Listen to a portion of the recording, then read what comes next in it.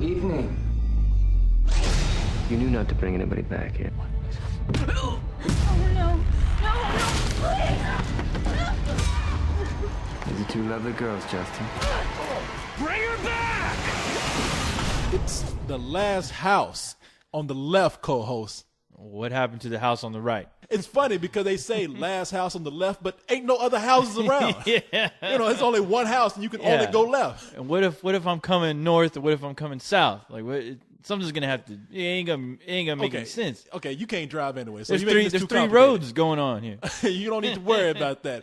All you need to worry about is that we have this movie. Last house on the left here. And it's a midnight movie madness again. Midnight movie madness. Well,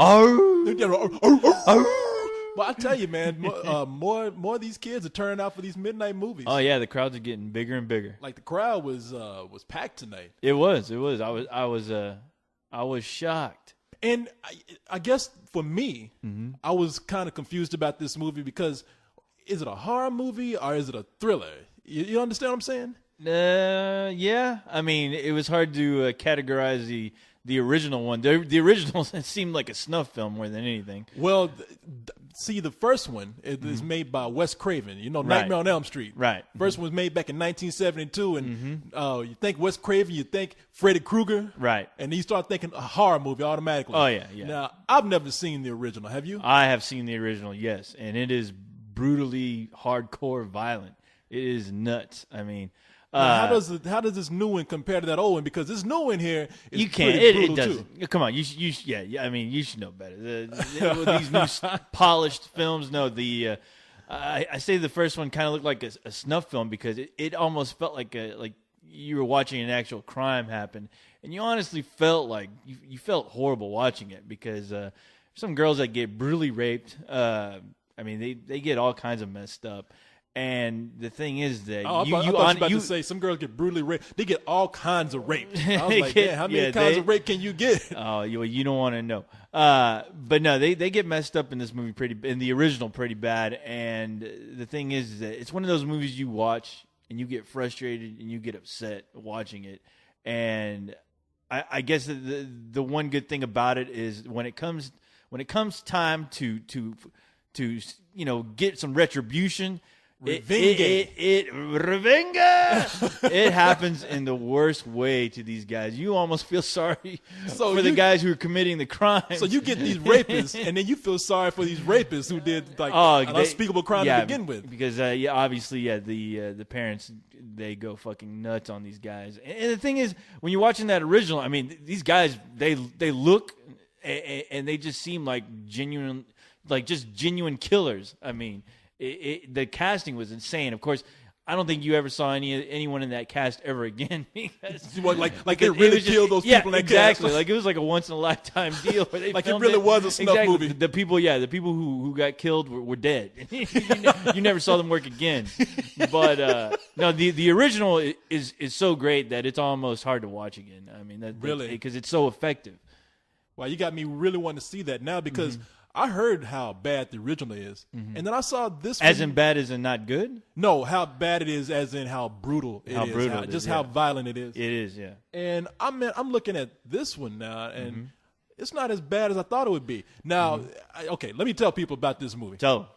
This nice family. The handsome guy, hot wife, right, and even hotter daughter. Yeah, typical Hollywood family. Yes. Daughter's so hot that she wears pants that just crawl all up in her ass. Those, yeah. You know, I hate to say it, but you see that part where she walked away and like it was like she it was almost like she stuffed her shorts up her ass when she was walking. I was like, damn, that's unnecessary. You could throw her ass in the freezer and it'll be fine for at least a couple of years. Yeah, that thing was those Daisy Dukes or whatever the hell she was wearing. Those things were vacuum tight. So now this guy has a nice family. Yeah. And they're out here in this summer home. Right. However, the movie opens up with this criminal being taken to jail. And it's late at night. They think they're getting him to jail. He's broken free by two of his cohorts, his brother and his girlfriend. and you can tell that they're evil too. I mean, because they got that evil facial hair. Yeah, they got the evil facial hair, and they're talking crazy, and they're every time they someone, talk like rednecks. Yeah, they're happy. They're so happy at the sight of blood. It's like Christmas. It's like Christmas for them. They're like, oh, what do you think he's thinking right now? Oh, he's about to die. Oh yeah, that's right. They're looking at him. Yeah. And it's like the guy's dying. They just rub it in his face. Exactly. They yeah. take pictures Yeah, of his they kids. take a picture of a kid. and they his kid like and show it in his face This before he is the dies. last thing he'll see. Yeah. We're so evil. It's like that. Yeah, it's like that. The only thing that was missing were it was them twirling those little ratty ass goatees that they had. Exactly. Yeah, they got that goatee that ain't really grown in, and then the girls got black hair. Oh, good. And when they see blood, they turn into sharks. They just go into a frenzy. Like, yeah, so you know that they evil. You gotta watch out for them brunettes. Those chicks bat crazy. Yeah, no, the guy's girlfriend looks like a goth chick, so you know Right. that's bad right there. Now, so you know that. Okay, we got the contrast of the really good people, and you got the really evil people. The villains. The villains, and you know that they're gonna meet up somewhere. Oh, It's yeah. gonna be bad when it It's gonna happens. be a too. showdown. Yeah, they're gonna come in and ruin this nice little world this family has. Right. So sure enough, the daughter says, "I want to go out and visit a friend."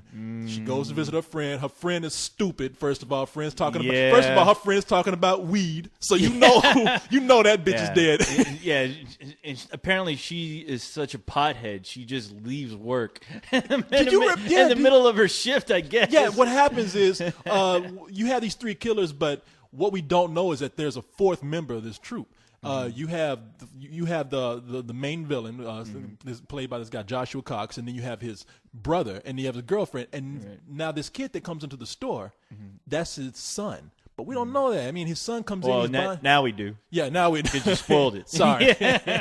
So, Spoiler alert. Well, this guy too comes in. Too late. Yeah, well, hey, I'm not. Can you really spoil anything in this movie? So this kid comes in. He's trying to buy some stuff, and he tells this girl that he's got some weed. And this girl just next scene we see is them just heading over to this hotel. This kid has some weed, And you're already going. This is already getting stupid. I mean, what the hell? Yeah. You're already getting upset. Well, it's like she's the only chick at the store.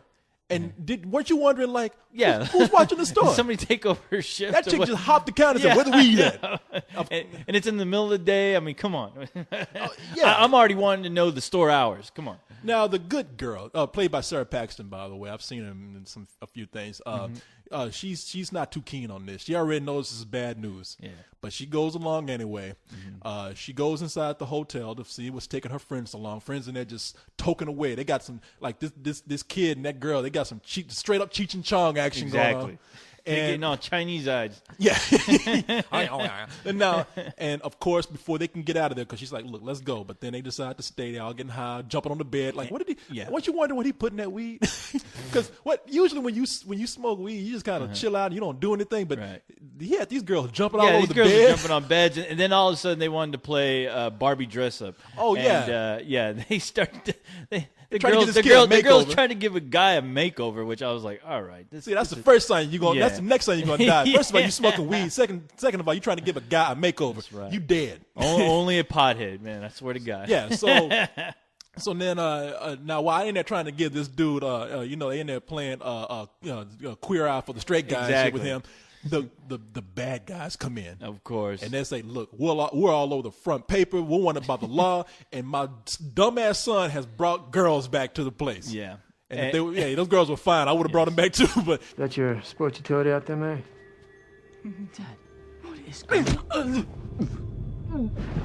We made the front page. That's what's going on. We figured they'd have my face on there sooner or later, but now they got Sadie's to boot. Can you believe it, Paige? Mary? We won't say anything to anybody. I don't know. Frank, you believe him? You know, I think maybe I could. Yeah, well, I don't. We swear that we won't tell any. Paige. Oh my God! Please just put the knife down. You can have my keys. I don't care. Just don't hurt her. Thanks, Mary. Okay, so can we please just go now? I'm sorry, ladies. We just can't risk it. Then the comedy ensues. and then the comedy ensues from that point. Oh, it's hilariousness from there. From that point on, they tell these girls you're gonna die. They take them gonna out to die. the woods. He They tells rape them, them. "Shut up." They rape one of them. They stab the other. And Yeah. oh, it's terrible, man. Now, Right. so now this is where the real plot kicks in. I won't give too much away, but circumstances being what they are in this movie, which is outlandish sometimes, the bad guys are forced to take refuge in the parents' home. And somehow, some way, they find out that these guys were responsible for violating their daughter. And from now, see, I thought it was going to turn into this thing where the father and the mother were just going to say, "Oh hell no! We got these dudes in here with this, and we're going to get medieval on that. Right. It's going to be we're about to turn this into a chamber of horrors." But it really They're wasn't. about to bring out the gimp. Yeah, exactly. Yeah, I thought it was about to turn into a spook house in there. Right. But that's not what happens. It's more like they have an emergency, and they're trying to get out the house, but they're trying to ease their way out because they know they have killers in within their midst. Right. And so that's why I'm asking you, is this a horror movie or is this a thriller? Because other than like some really gory scenes, because when these guys find out that this family knows something, the shit goes down, and it's just a matter of people trying to escape. And by when any and means. how, and and so usually when they're trying to escape by this family by defending themselves, they end up defending themselves in like the most gory ways. So, right. We have death by appliances. I mean, in this film. Yeah. Oh man, they use everything and the kitchen sink. The kitchen sink, the toaster, every table and chair in the kitchen. They use the goddamn garbage disposal as a weapon. Garbage disposal. They use dishwater. Yep. As a weapon.